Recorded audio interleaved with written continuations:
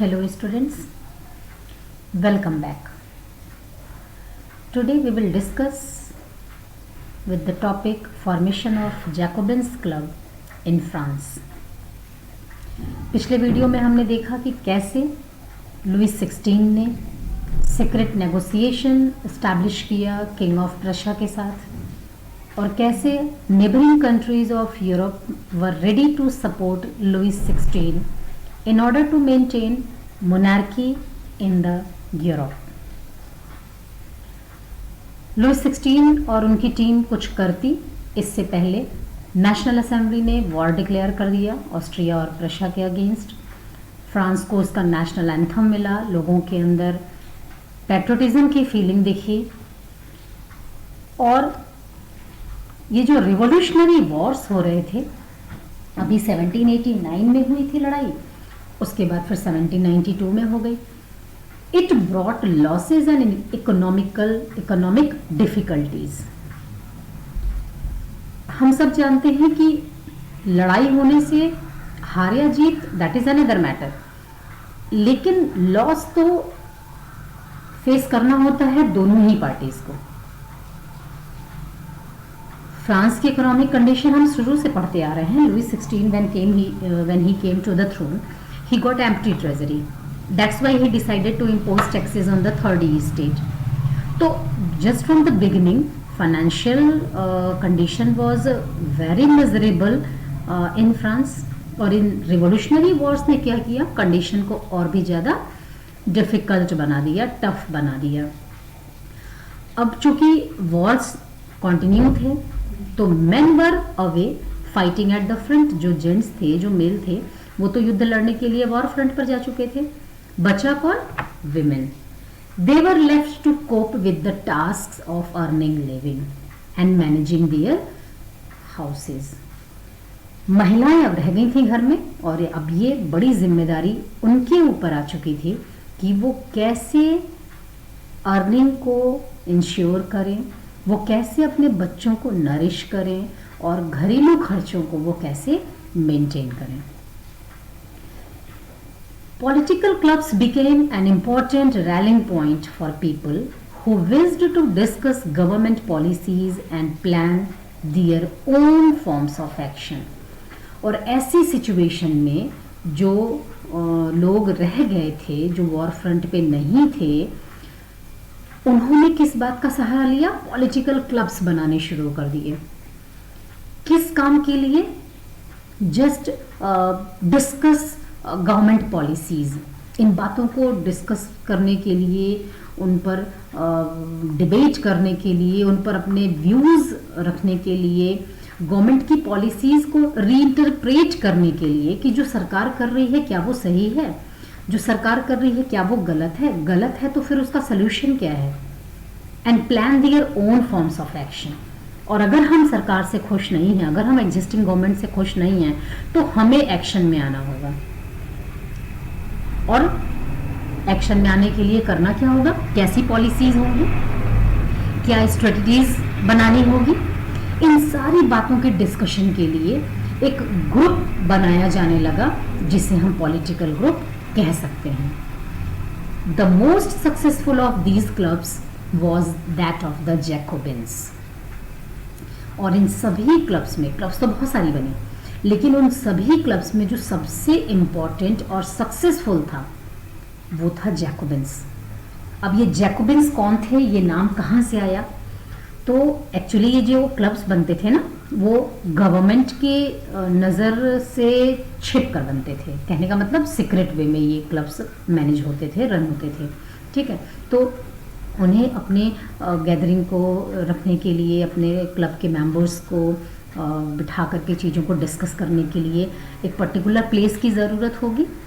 तो ये जो फादर जैकब थे ना, पेरिस के रहने वाले, उन्होंने क्या किया था, अपनी प्रेमिसेस को, उनका एक जोग्राफिकल रीजन था उनके पास, उन्होंने उसे एक ग्रुप को, एक पॉलिटिकल ग्रुप को दे दिया, अलाउ कर दिया कि वो जो लोग हैं उनके उस एरिया में जा कर के अपने पॉलिटिकल क्लब के स्ट्रैटेजीज को तय कर सकते हैं, मीटिंग्स कर सकते हैं, वहाँ पर बैठ कर के वो डिबेट एंड डिस्कशंस कर सकते हैं, गवर्नमेंट की पॉलिसीज़ को डिस्कस कर सकते हैं, अपने प्लान को वो वहाँ पर एग्जीक्यूट कैसे करना है उसके बारे में डिसीजंस ले सकते हैं।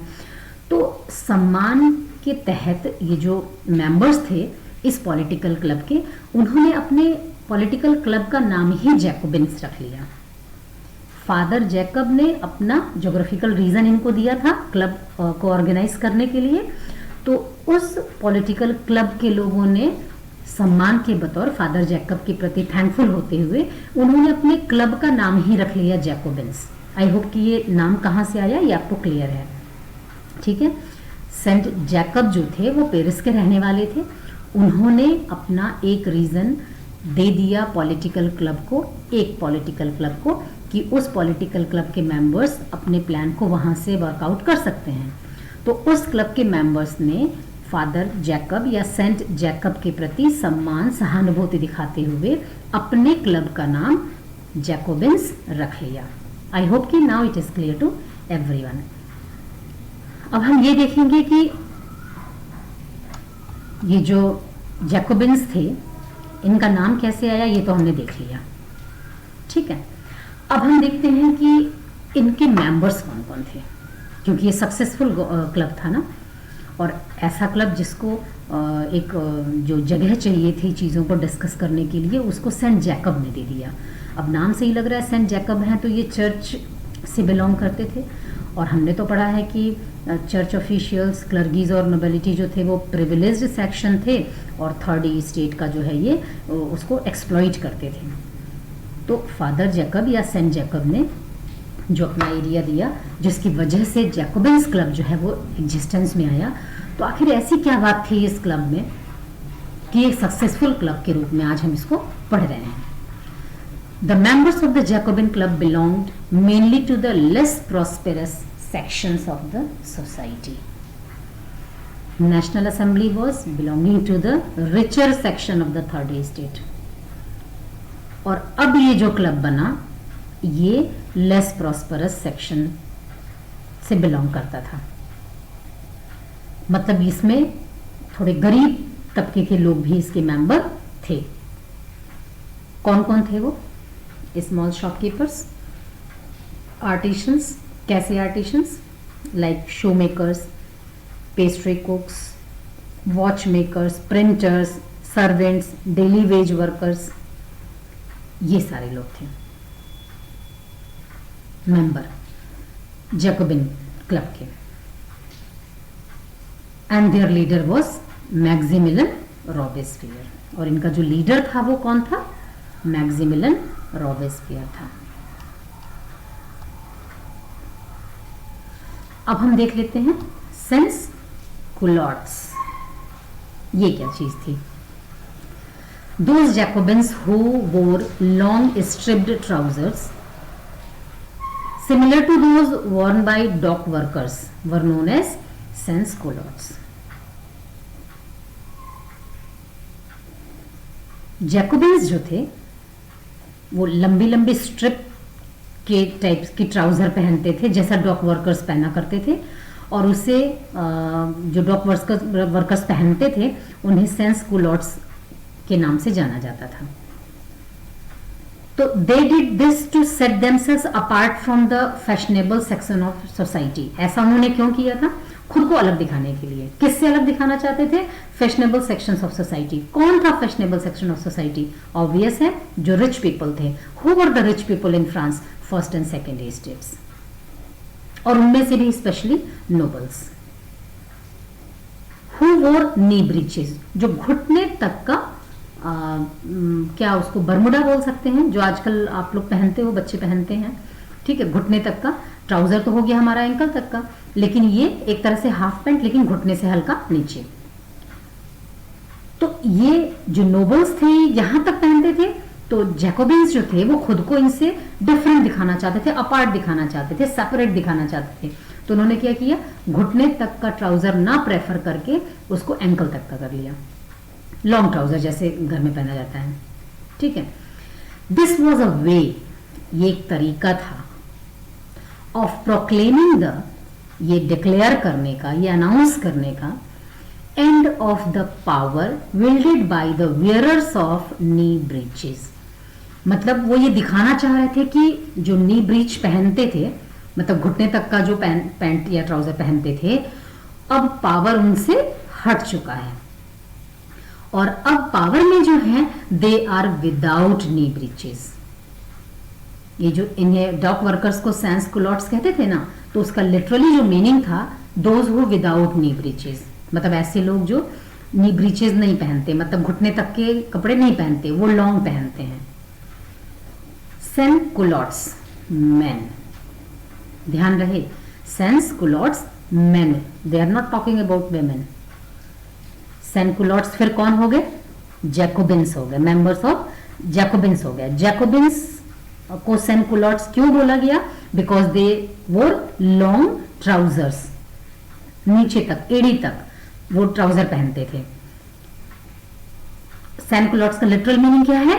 दोज विदाउट नी ब्रीचेस, मतलब जो घुटने तक का ना पहने, और जो घुटने तक का नहीं पहनेगा तो फिर कहां तक का पहनेगा? नीचे तक का पहनेगा, तो उन्हें सैंस कुलॉट्स बोला गया। They wore in addition the red cap, मतलब लॉन्ग ट्राउजर तो वो पहनते ही थे, साथ ही साथ वो रेड कलर का कैप यूज करते थे।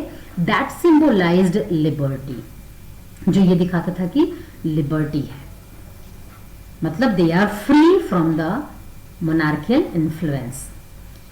Women, however, were not allowed to do so. महिलाओं को ऐसा कुछ भी करने का अधिकार नहीं था। ये हमने पढ़ा अबाउट जैकोबिन्स, कैसे जैकोबिन क्लब एग्जिस्टेंस में आया, उसके मेंबर्स कौन कौन थे, और जैकोबिन्स को सैंस कुलॉट्स क्यों बोला जाता था। This was all about this topic. Now in our next video we will discuss about the achievements of Jacobins and convention. Thank you.